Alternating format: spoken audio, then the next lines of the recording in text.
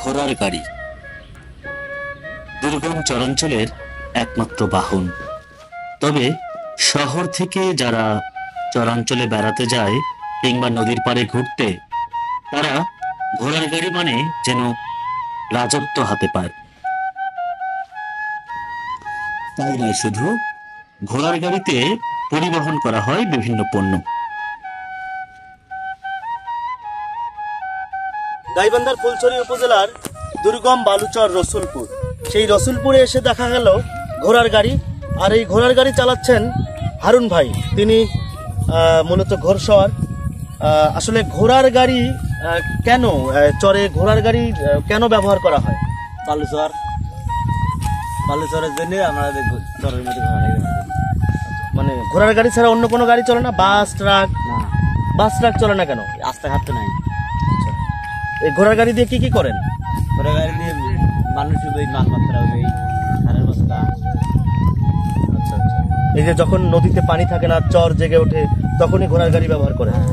কি কি মাল নিয়ে যান বললেন? সার আইছে, বিজি আইছে, কামাই রোজগার কেমন হয়? প্রায় 500-700 টাকা দিনে 500।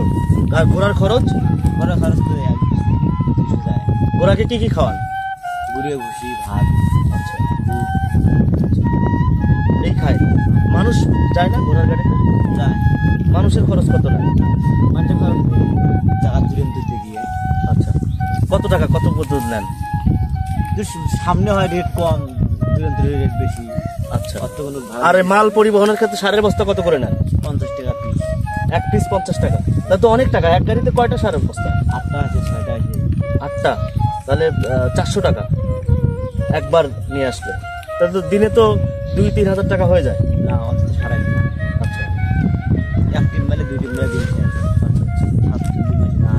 গাড়িতে দেখানো হয়। যখন বন্যা হয় চরের মধ্যে, তখন আপনারা কি করেন? তখন তো ঘোড়ার গাড়ি চলে না। বন্যার সময় কি করেন? বুঝতে কি ভাই, বাড়িতে বসে থাকেন।